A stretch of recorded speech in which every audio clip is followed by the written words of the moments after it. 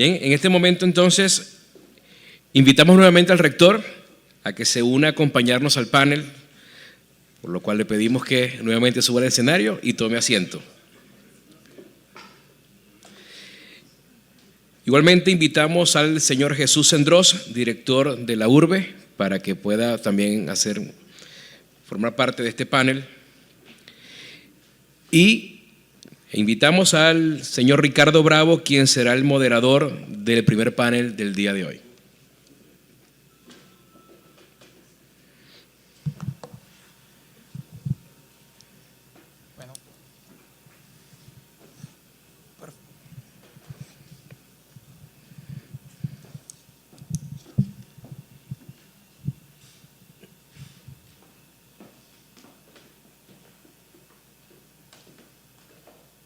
Perfecto.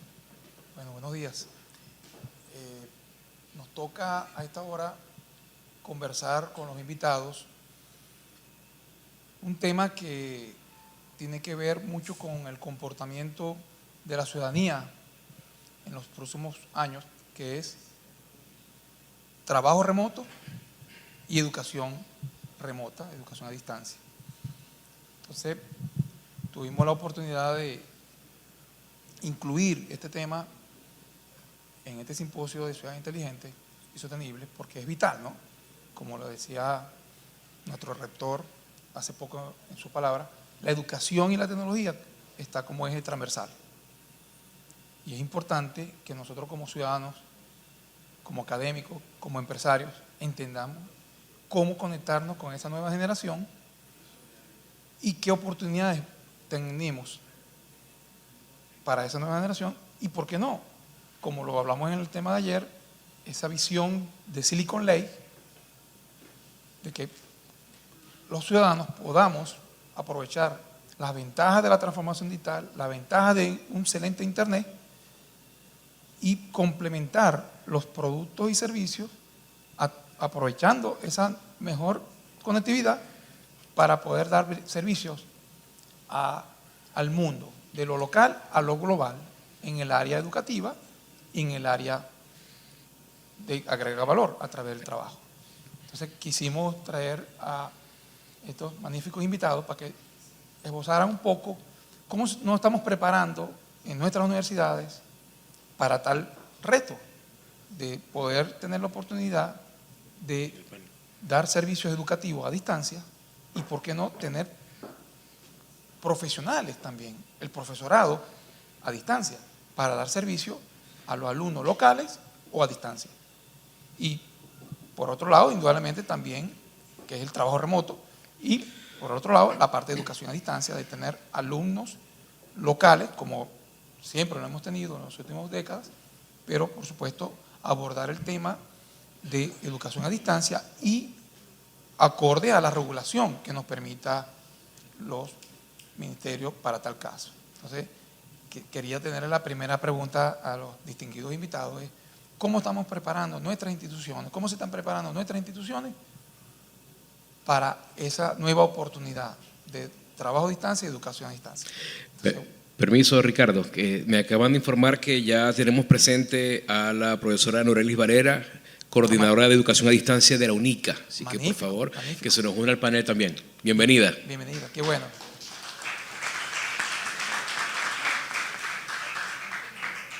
Excelente.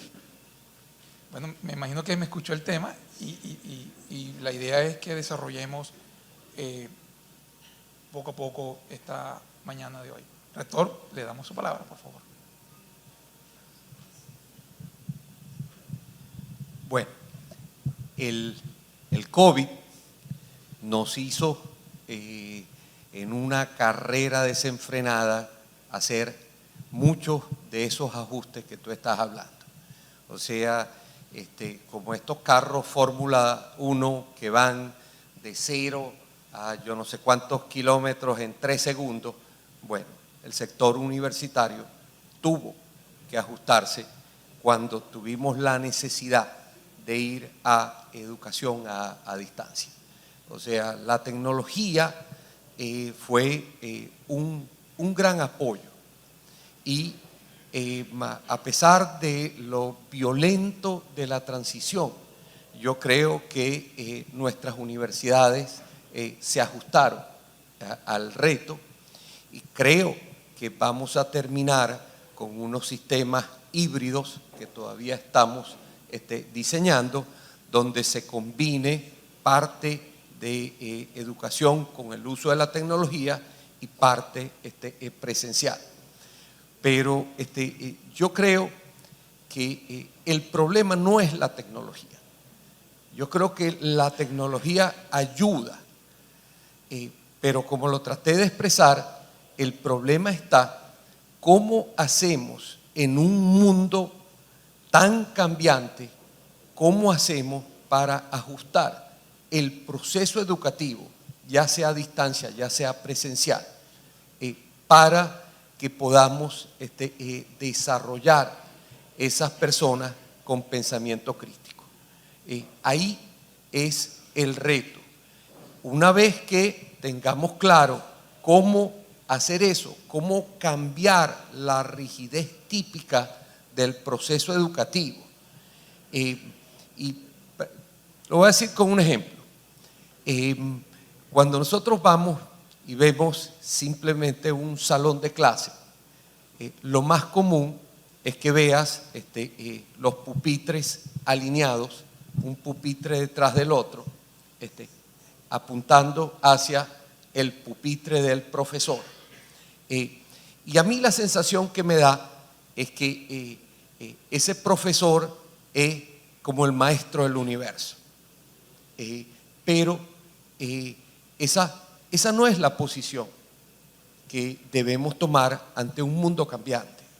Ante un mundo cambiante tenemos que enseñar a las personas a pensar. Y quizás esa mera distribución de los pupitres nos indica que todavía estamos en un proceso de enseñanza-aprendizaje que se fundamenta en la enseñanza. Y por eso esa posición del profesor, en vez de un proceso de enseñanza-aprendizaje que se fundamente en el aprendizaje de los alumnos. Ese es el reto que nosotros tenemos que afrontar y estoy seguro que la tecnología nos puede ayudar. Excelente. Doctor. Buenos días. Bueno, en primer lugar quiero, en nombre de las autoridades de la urbe y del ciudadano rector Oscar Belloso, darle las gracias al comité organizador por esta oportunidad, por esta invitación. Agradecer al rector de la URU por permitirnos estar en estas hermosas instalaciones y a todos ustedes pues, por su participación en este evento. Dando inicio a esto, entonces, permítame hacer una pequeña introducción rápidamente en cuanto a cómo concebimos o cómo se entiende para mí en el sentido de lo que es la ciudad inteligente y sobre todo la ciudad sustentable o sostenible. Y hay un factor muy importante que hay que considerar, o dos factores muy importantes que lo establece la misma Organización de las Naciones Unidas en su última reunión en Río, donde salió el manifiesto de Río, y habla pues de todo lo que ya hemos hablado aquí, de lo que es una ciudad inteligente, pero establece con bastante claridad que hay dos elementos importantes. Uno es el hecho de la educación para la ciudad inteligente, y el otro es el hombre, pero el hombre en el sentido que la sustentabilidad tiene que ver con el modelo económico también que se asuma. O sea, de dónde salen los recursos, dónde se genera la riqueza, quién aporta el financiamiento para que esa ciudad sea inteligente y se mantenga, se sustente. Porque si no, podemos hacer muchas inversiones quizás equivocadamente, y si el hombre no tiene trabajo, si el ser humano no hay fuerza económica que movilice todo eso, entonces corremos el riesgo de que ese plan, toda esa inversión que se hizo, pues se pierda porque no hay quien compre, digamos, esas propuestas de inteligencia, digamos, economía verde, reciclaje, etcétera, etcétera. Entonces, esos dos componentes que tienen que ver con la capacidad económica que se tenga para sustentar el proyecto, y la otra con el ser humano, que es el centro de todo eso. Y en el ser humano indudablemente está la educación. O sea, ahí es donde nos toca a nosotros como universidad hacer nuestro aporte. Entro aquí entonces a la pregunta de cuál es el aporte que nosotros pudiéramos hacer. Me cuesta un poquito, digamos, porque siento como que estoy hablando de mí mismo, porque he formado parte del proyecto URBE en cuanto a lo que tenemos en educación a distancia. Pero bueno, nosotros concebimos la educación a distancia de hace aproximadamente 21 años. Se creó la Dirección de Tecnología de Información de la URBE y se creó también la Dirección de Educación a Distancia. Ya hace 21 años visualizamos la posibilidad de utilizar las herramientas tecnológicas para transmitir, para ayudar a la educación. Actualmente yo soy el director de ambas direcciones. Hay una relación estrecha entre eso. La educación a distancia para nosotros tiene, digamos, varios niveles o varias instancias donde tenemos que tener políticas muy claras. La educación básica, digamos así, que no es función nuestra, por supuesto, la educación básica y de educación primaria, etcétera, requiere un tratamiento muy distinto al que pudiera tener la educación en el pregrado y muy, muy distinto de lo que pudiera tener en la educación, en la educación del posgrado o la educación también de extensión. Por supuesto, en primaria, la tecnología hay que manejarla con muchísimo cuidado y el papel del docente, del maestro, es esencial. No podemos sustituir un maestro por un avatar. No es concebible, por lo menos. El niño necesita más cariño, más calor, más atención, más contacto. Pero también a nivel de bachillerato, digamos así, y de educación universitaria, se presenta algo parecido. O sea, todavía el joven se está formando, todavía el joven requiere no solo enseñanza, no solo transmisión de conocimientos, sino que requiere también educación. Y la educación es un concepto más amplio, abarca otras cosas. El docente tiene que estar en contacto con sus alumnos, tiene que verlos en el calor humano, el contacto alumno-alumno, el contacto alumno-docente. Eso es un elemento de socialización demasiado importante y no podemos relegárselo, por supuesto, como dije anteriormente, a un avatar. Eso tiene que ser de humano a humano. Pero, por supuesto, la tecnología está presente. Y la tecnología, como decía el rector también, es una herramienta sumamente importante. Nos puede ayudar mucho. De allí partió hace 21 años el criterio en la URBE de la educación a distancia. Y comenzamos con algunos cursos, digamos, de semipresenciales, los llamamos semipresenciales porque el Ministerio de Educación no autorizó o no autorizaba los estudios a distancia propiamente. Permitía las materias semipresenciales. Durante esos 21 años hemos aprendido mucho. El primer aprendizaje lo tuvimos cuando los problemas que se presentaron en la ciudad, políticos, que aparecieron pues las famosas guarimbas, los disturbios que había, que nos obligaron pues a cerrar prácticamente la universidad. No teníamos acceso a la universidad ni los docentes ni los estudiantes, por razones de índole pues, de violencia, de seguridad, etc. Allí reflexionamos y ahí dijimos, bueno, afortunadamente teníamos una plataforma bastante sólida, se compraron al inicio, se montó un data center muy amplio, muy completo, con la última tecnología que había en ese momento, y se montaron una dirección de educación a distancia con personal adecuado, con diseñadores instruccionales, con diseñadores gráficos, con desarrolladores, programadores, todo eso estaba allí y se llevaba al docente a montar su materia semipresencial. Y eso nos ayudó un poquito en la guarimba, pero no fue suficiente. O sea, logramos hacer una transición relativamente rápida y los estudiantes prácticamente no perdieron clases, pero faltaban muchas materias, en verdad, no teníamos todas las materias. Y entonces en ese momento, en el proceso de la guarimba, dijimos, no, vamos a desarrollar un sistema de manera que tengamos todas las materias montadas de pregrado en el sistema, en el Moodle. Nosotros usamos una plataforma que se llama Moodle, que es el estándar internacional, miles de universidades lo utilizan. Incluso es gratuito, y empezamos a montar de una manera acelerada y con un programa ya bien establecido todas las materias. Independientemente de que esa materia estaba en presencial, se le decía al docente que la utilizara, el aula virtual, como un apoyo, en el cual tenía material audiovisual, tenía actividades evaluativas que el estudiante las podía hacer, digamos, asincrónicamente, y si el profesor por algún determinado momento no podía dar clases, pues bueno, ahí está, muchachos, ahí está la clase, en la próxima clase pues discutimos lo que nos falta, etc. O también tenía actividades evaluativas y por supuesto las ayudas multimedia que da la educación a distancia, cuando puedes pasar videos, puedes entregar material, etcétera, etcétera. Esa estrategia se basó precisamente en los problemas de las guarimbas. Afortunadamente, y nunca lo esperamos, ocurrió pues la pandemia, y eso de alguna manera también nos ayudó, porque ya veníamos con un camino andado, no estábamos 100% total para pasar a educación a distancia, pero ya teníamos un camino andado, ya pudimos ofrecer a nuestros estudiantes una alternativa, y prácticamente en menos de una semana ya los estudiantes estaban en clase otra vez, estaban trabajando, tenían su actividad, y había muchas materias que prácticamente estaban totalmente a distancia, podían ser dadas totalmente a distancia, contaban con los estándares que da para una materia a distancia, que tiene que ver con el uso del multimedia, con el uso de la videoconferencia. En este caso se utiliza una herramienta que se llama Big Blue Button, que permite al docente estar en una sala de conferencias con todos sus estudiantes, interactuar, verse la cara, hablar, intervenir, etcétera, etcétera.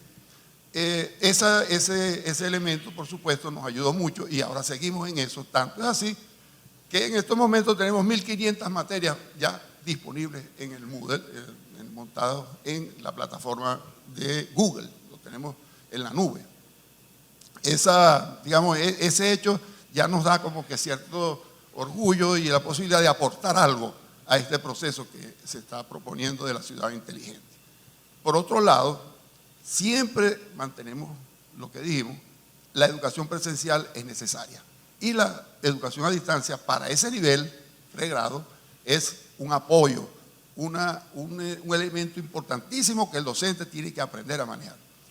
Y por supuesto, en materia de educación de posgrado y de extensión, allí sí, como diríamos coloquialmente, pues somos full educación a distancia. Ahí no hay limitación, el gobierno, digamos, el ministerio no establece limitación en cuanto a eso, salvo algunos detalles, pero podemos decir que estamos en capacidad pues, de ampliar o de responder a las solicitudes que se nos hagan en materia de programas. Esa parte a nosotros nos parece la que debemos dar énfasis en términos de lo que es la verdadera educación a distancia, y estamos reforzando ese concepto. Actualmente tenemos los 21 años de experiencia, digamos así, que ofrecer. Tenemos también toda una dirección de educación a distancia, como ya dije, con asesoría, programadores, diseñadores gráficos, etcétera, todo lo que se necesita, y estamos trabajando en esto. También tenemos la universidad corporativa. Nosotros desde hace varios años ofrecemos el servicio de la universidad corporativa o de los cursos in situ, que también se llamaban así, y hemos hecho trabajo con algunos bancos, con algunas empresas. Antes de la pandemia ya teníamos varios programas montados, instalados, funcionando perfectamente, formando personal de algunos bancos, y en particular el recién desaparecido BOD, hoy BNC, pero digamos, ya tenemos una experiencia abonada, que podemos también ofrecer a este plan que se está habilitando. De manera que creemos, sin ninguna duda, creemos en la tecnología, obviamente, es un factor importante, hacia allá vamos. Estamos incluso trabajando en el sentido de una sala de metaverso para los estudiantes. Ya estamos conformando el equipo, ya tenemos algunas disposiciones tecnológicas, ya tenemos los óculos, los aparatos, eso que hace falta, y estamos formando el equipo humano, porque creemos que esa es una herramienta esencial, muy valiosa, muy valiosa. Pero hay una advertencia que tenemos y que mantenemos. Hay que tener cuidado, porque la tecnología es buena, ayuda, pero si la utilizamos mal, podemos estar cometiendo errores que después los podemos pagar caro. Sobre todo en el ámbito educativo, en el ámbito de la educación, de formación de la gente. La tecnología también puede hacer daño. Ya hay investigaciones donde se demuestra que los niños, inclusive los seres adultos incluso, de ese bombardeo tecnológico que hay y ese bombardeo multimedia de la violencia, de los juegos que no son educativos propiamente, o que pretenden ser educativos y que al final no son tan educativos, está generando problemas psicológicos, matanzas como la que vemos en algunas ciudades, donde llega un sociópata, un tipo de eso, con una ametralladora y mata a 20 personas como si estuviera jugando con un avatar de esos de los videojuegos. Y por cierto, también dentro del mismo seno familiar, el hecho de que el niño o el joven esté todo el tiempo detrás de una PC, detrás de una tablet, de un celular, eso genera problemas. Y eso hay que estudiarlo, eso hay que investigarlo. No hay que pensar que ese es el gran problema y que no se puede hacer nada, por supuesto. La función de las universidades es investigar. Y nuestras universidades tienen en el ámbito educativo una línea de investigación muy amplia de ver cómo esa tecnología no nos afecta y cómo esa tecnología nos beneficia realmente. Muy bien. Gracias, doctor. Disculpen que me haya extendido, pero no, está bien. Este tema me apasiona, obviamente. Claro. Bueno, profesora Norelis, ¿qué tiene por ahí para nosotros? Buenas, agradecida por la invitación. Realmente esto es un primer paso, porque de alguna u otra manera para nadie es un secreto que la educación es la base fundamental de toda sociedad y hay que buscar los métodos, mecanismos para alcanzar la posibilidad de actualización de nuestras sociedades. La educación multimodal, como es conocida hoy en día, nos permite llegar a los lugares más remotos, apostar por el crecimiento personal y vernos que nos desarrollamos dentro de una sociedad, porque nuestra generación hoy en día es 2.0, eso nos invita a nosotros también a involucrarnos dentro del proceso. Las universidades tienen un arduo trabajo porque debemos empezar a educar en cuanto a lo que es la tecnología, porque como lo decía acá el profesor, hay unas situaciones que de alguna u otra manera la tecnología es muy buena, pero que de alguna u otra manera tiene sus debilidades y eso implica también de tipo personal cómo yo lo voy a manejar. La Universidad Católica Cecilio Acosta tiene ya una ardua experiencia en cuanto al tema de la educación virtual, de la educación a distancia, de cómo desarrollar este tipo de conocimientos y nos hemos venido involucrando de alguna manera positiva y la pandemia no fue una sorpresa para nosotros desarrollar este mecanismo porque de alguna forma ya lo habíamos logrado ganar mucho terreno en los espacios virtuales. Y este proceso educativo genera grandes influencias en el sector social, porque de alguna u otra manera hay muchas personas que se desenvuelven en el ámbito laboral y que no pueden asistir presencialmente. Y es la profesionalización y alcanzar cualquier tipo de aprendizaje mucho más allá de lo que pueda desarrollar en mi vida diaria. La educación multimodal, la educación virtual, la educación semipresencial, busca es acoplarse a cada una de las sociedades y a cada uno de los elementos prácticos dentro de ella misma. El hombre forma parte de un agente de transformación social y en este momento las tecnologías nos están transformando y para nosotros el aprovechamiento tecnológico de alguna u otra manera tiene que ser fundamental para el crecimiento de una sociedad. No estoy en contra de lo que es la educación presencial ni nada por el estilo, pero sí tenemos que buscar la forma de ir incorporando estas nuevas tecnologías a las aulas de clase y que de alguna u otra manera no es que nos van a facilitar la vida, sino que nos van a permitir dar un paso más allá, permitir la dualidad de algunos procesos e incorporarnos en algunos elementos en los que la vida diaria sea un poco más práctica, pero que no deje de lado el conocimiento empírico. Muy bien, muy bien. Tenemos una pregunta, pero quería hacer una primero y me gustaría que me ayudara. En este simposio, los organizadores, sumando las fuerzas activas que ya han sido nombradas, nos estamos proponiendo una hoja de ruta, Maracaibo 500, donde el 2029 tenemos un Maracaibo hoy, un Zulia hoy, y queremos en ese Maracaibo 500, dentro del 2029, en septiembre del 2029, lograr unos hitos que esta tarde lo vamos a compartir con un manifiesto común. Indudablemente, para llegar allá necesitamos apoyarnos en la tecnología, pero también en la educación.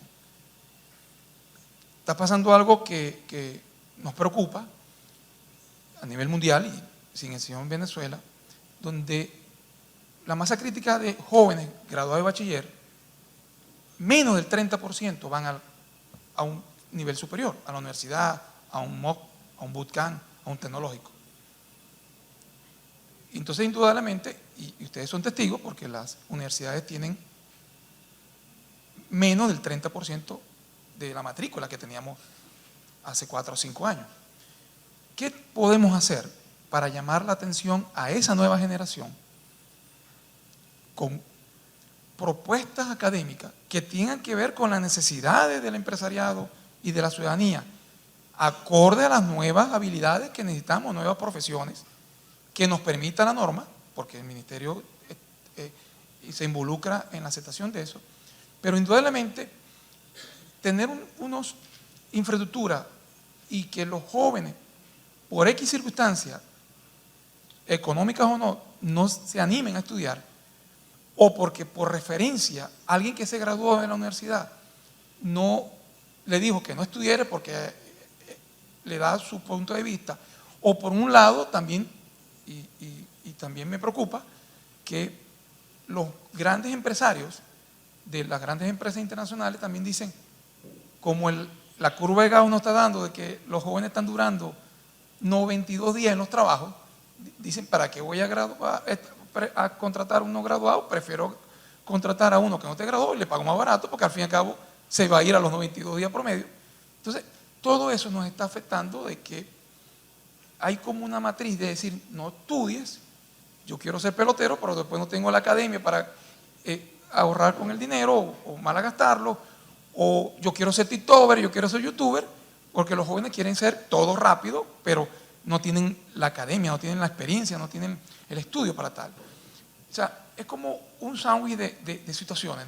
El joven tiene una mentalidad, pero es probable que nosotros como academia no le estemos dando lo que ellos necesitan, porque nuestros sistemas están 25, 30 años desarrollados de forma igual y tenemos que adaptarnos a ellos. Entonces, me gustaría su punto de vista en cuál es la propuesta en los próximos 4 o 5 años para acompañar a esta hoja de ruta de Maracaibo 500 y luchar contra los entes gubernamentales que nos acompañen en este proceso.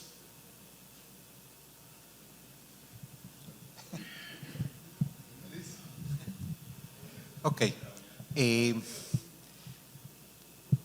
Dijiste muchas cosas.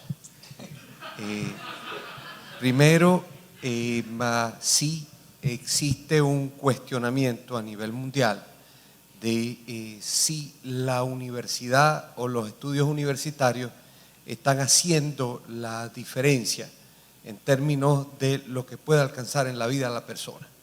O sea, esto no es ni debe ser secreto para nadie. Esa movilidad social que proporcionaba la universidad hace 50 años, no está funcionando como funcionaba antes, y eso tiene que ser revisado. ¿Por qué? ¿Dónde se justifica que el joven adquiera una carrera universitaria, y si esa carrera lo va a llevar o no a un lugar donde justifique el costo de esa formación? Es más, los costos de las universidades se han ido incrementando y se seguirán incrementando. Entonces, estamos hablando de inversiones para muchas familias que son inversiones considerables. De todas maneras, las universidades tenemos que continuar, yo creo, haciendo 2 tipos de cosas. Uno, ampliando las oportunidades de estudio. Nosotros estamos en la última etapa, la Universidad Rafael Urdaneta, en la última etapa de aprobación de 13 carreras más de pregrado. O sea, vamos a duplicar la cantidad de carreras que vamos a ofrecer debido a que hay necesidades que cubrir hay muchas personas que hay que capacitar. Por ejemplo, una de las carreras nuevas es fiabilidad y mantenimiento. Tenemos que formar personas para que nos ayuden a que los equipos y las instalaciones funcionen como deben de funcionar. Ok, eso hay que hacerlo, eso es necesario, pero no nos podemos, no podemos posponer, no podemos evitar el cuestionamiento y reaccionar a que la carrera universitaria vuelva a ser ese tipo de palanca de ascenso social para las personas. Esto pudiera tener distintos factores que nos están afectando. Uno, como repito, el conocimiento está cambiando demasiado rápido y nuestro sistema se fundamentaba en prácticamente enseñarle a la persona una sola vez una profesión que le iba a durar toda la vida. ¿Okay? Eso hoy en día no se puede. Eso hoy en día es imposible de lograr. Entonces tenemos que ofrecer nuevas alternativas para que la persona utilice ese conocimiento que le deben dar las universidades para avanzar socialmente y para que la sociedad como un todo avance. Pero es un cuestionamiento profundo que se está haciendo en el mundo, pero todavía, me atrevo a decir, que todavía está en pleno desarrollo. Seguir enseñando como lo hacíamos antes, negando lo que está ocurriendo, pues no nos va a ayudar y cuidado y no nos atrasa más en ese objetivo de tener una educación que permita generar un nivel de vida a aquellas personas formadas que sea como debe ser. Gracias. Bueno, disculpen si tomo mucha agua, no es que estoy, como dicen vulgarmente, enratonado, sino que los viejos pues ya, cuando hablamos y 50 años dando clases, pues le afectan a uno las cuerdas vocales. Bueno, como dijo el rector, este tema pues podemos estar hablando varios días. Y en mi caso pues que yo soy jubilado de la Universidad del Zulia, conozco a fondo la Universidad del Zulia, fui decano de la Universidad, de la Facultad de Ingeniería, ocupé cargos universitarios, conozco bastante bien la historia y la problemática que me estás planteando, ¿no? El problema del acceso a la educación no es nuevo tampoco. O sea, yo recuerdo cuando estaba de decano, no voy a decir cuándo porque se me va a caer la cédula, pero había un problema de cupo. ¿Recuerdan el famoso problema del cupo? Había estudiantes, el acceso de los jóvenes al sistema educativo universitario no era fácil. Mucha gente se quedaba por fuera. Surgieron, en aquel momento salió una solución muy, muy importante que aportó algo que fueron las universidades privadas. Se autorizó la creación de universidades privadas en Venezuela, se modificó la ley. Eso creo que fue en el gobierno no sé si fue en el de Rafael Caldera o en el de Carlos Andrés, pero bueno, hubo un cambio sustancial porque entonces se habilitaron las universidades privadas y empezaron a jugar un papel importante porque absorbieron gran parte de ese sector y viabilizaron la entrada de otro sector que quedaba por fuera. Pero seguía el problema del cupo. Luego, en el año 2000 aproximadamente, a partir del año 2000 se hizo una política de apertura de muchas instituciones públicas, universidades experimentales, etcétera, y se proliferó con una cantidad de cosas que abrió de alguna manera la válvula, pues, y alivió esa presión que había de acceso. Sin embargo, por diferentes razones, y no voy a tocar eso porque entraríamos ya en un tema todavía más complicado que es el político y no es la idea, ¿no? Estamos en una situación de deterioro de nuestro sistema educativo, sí. Obviamente, sobre todo del sistema educativo público, que es el que tiene que dar la gran solución a las grandes mayorías de los jóvenes que quieren estudiar en la universidad.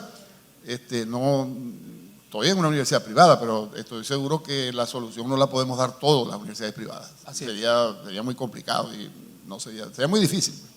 Pero bueno, yo diría que la solución comienza ahorita es por hacer que las universidades públicas vuelvan a renacer, vuelvan a ser lo que eran antes o más de lo que eran antes o mejor de lo que eran antes. Dejando dicho que la misma Universidad del Zulia fue también muy visionaria en cuanto a materia de educación a distancia. Yo participé en ese proyecto y ya un montón de años atrás Precisamente se creó la educación a distancia. Se creó la Dirección de Educación a Distancia en la Universidad del Zulia. Yo formé parte de ese equipo y aliviamos y hicimos cosas interesantes. Sin embargo, pues la tecnología es cara y la universidad pues también se ve limitada en eso.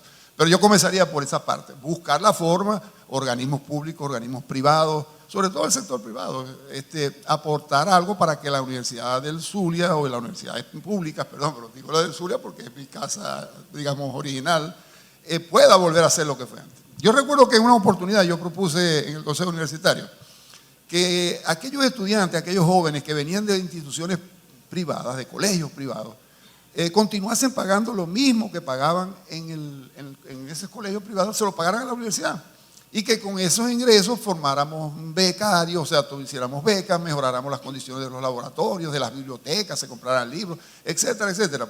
Porque, ¿cuál es el problema? Si pagaste 5 años un colegio privado, ¿por qué no sigues pagando 5 años más a la Universidad del Zulia? Pues es un aporte que hubiera sido muy interesante. Por supuesto, en esa época me cayeron todo el Consejo Universitario, exceptuando quizás la rectora Imelda, que está muy clara en eso, pues, la autonomía, la libertad, la gratuidad de la enseñanza, etcétera. Se acabó el tema, no pude avanzar en esa idea. Pero yo creo que eso todavía está vigente. Muy bien. Hay que trabajar eso. Ahora, como universidad privada también tenemos aportes importantes, eso hay que hacerlo. Claro. Y el sector privado, digo yo, que juega un papel esencial tanto para el sector privado como para las universidades públicas. Muy bien. Estamos un poco corto de tiempo. Profesora, me gustaría… Tú sabes, este tema… Nos gustaría su opinión, doctora. Realmente es un tema generacional. La adaptación de los jóvenes a estos modelos educativos es un tema generacional. Hoy en día tenemos jóvenes que son mucho más prácticos, su conocimiento es mucho más pragmático, quieren desarrollarse o involucrarse de manera más inmediata a algunos agentes, y hay cosas que la formalidad, que es lo que ha venido generando la tecnología en la vida de esta juventud, la formalidad la están perdiendo, y por eso es que no se adaptan a estar dentro de un espacio laboral, que hablaba usted al inicio sobre 90 días aproximadamente, porque no se adaptan a vivir bajo una serie de normas, y de alguna u otra manera son los aspectos negativos que en ese sentido está generando la tecnología, pero que no quiere decir que no tengan el conocimiento o no tengan la necesidad de formarse en algún área. Por eso es que es muy importante la educación tecnológica, y esa educación tecnológica tiene que iniciar por algún lado. Y yo creo que para nosotros el principal reto es empezar desde las escuelas. ¿Por qué desde las escuelas? Porque ahí está la base.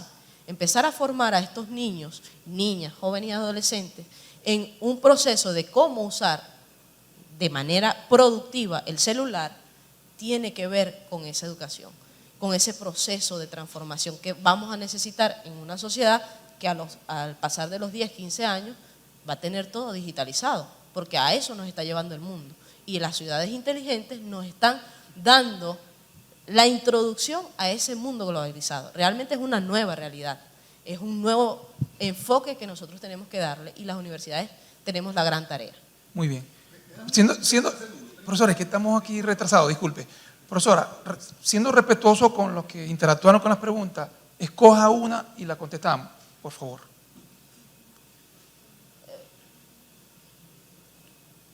¿Por qué la educación a distancia no es un eje fundamental en los programas de pregrado, posgrado, que limita la culminación de estudios de miles de estudiantes en la región especial? Es palpable en luz. De igual forma, los docentes deben reaprender en este proceso. Es un trabajo porque nos ha costado por las distintas necesidades reales, temas eléctricos, temas de conexión, ha costado involucrar a agentes y llevar los entornos virtuales como debe ser. La Universidad del Zulia, de manera muy ajena a esto, le ha tocado hacer un gran trabajo, ha perdido de alguna u otra forma recursos que no le ayudan a desarrollar el proyecto como tal. Sin embargo, no está ajena a esa realidad porque ha tenido que asumir estos retos. El pregrado y el posgrado forman parte de ese proceso de crecimiento y esto va a depender también del conocimiento propio de cada uno, de cómo yo como persona tengo que ser autodidacta, tengo que empezar a crear mi propio conocimiento y a tratar de generar mis propias respuestas en función de esta temática. Los entornos virtuales nos ayudan a desarrollar de alguna u otra forma esa manera de ver la vida, de que no tenga alguien directamente al lado, de que me ayude a guiar mi conocimiento o que influya dentro de las ideas, sino que voy a generar un conocimiento propio y particular para lograr la definición desde el punto de vista del pensamiento crítico. Muy bien, de verdad que sí. Desde mi punto de vista, tenemos que, como estamos haciendo la mayoría de los empresarios, desaprender y aprender. Y creo que los sistemas académicos tienen que hacer lo propio, desaprender y aprender y adaptarse. Y en especial a los que tienen mayor oportunidad, que son los colegios bachilleratos, que tienen día a día con esos jóvenes, pero esos profesores que nos han dado tanto, también tienen la oportunidad de desaprender y aprender, y nosotros traerlos de nuevo a nuestras aulas de clase en la universidad para alinearlos con la nueva generación. De verdad que estamos muy agradecidos por la doctora Norelis Varela, el doctor Jesús Sendro y el rector, disculpe, León, agradecido por su tiempo. Por X circunstancia no tuvo el representante de la Universidad del Zulia, que era tan valioso para nosotros. Prácticamente el doctor Sendro lo mencionó en su esfuerzo allá y es pionero en la educación a distancia. Y creo que el llamado es presionar a los entes gubernamentales para que nos den la herramienta para dar esa educación a distancia de lo local a lo global, porque si ya nuestros venezolanos pueden ir a estudiar afuera, ellos podemos nosotros como instituciones dar también clases a los que están afuera en otros países y generar divisas, y con esas divisas generar mejores condiciones laborales para aumentar la cuenta emocional con los colaboradores que nos acompañan en este proceso. Agradecido en nombre del simposio, y bueno, van a haber otras oportunidades para que seguir discutiendo estos temas, que es la base de ese Maracaibo 500 que todos estamos construyendo. Muchas gracias.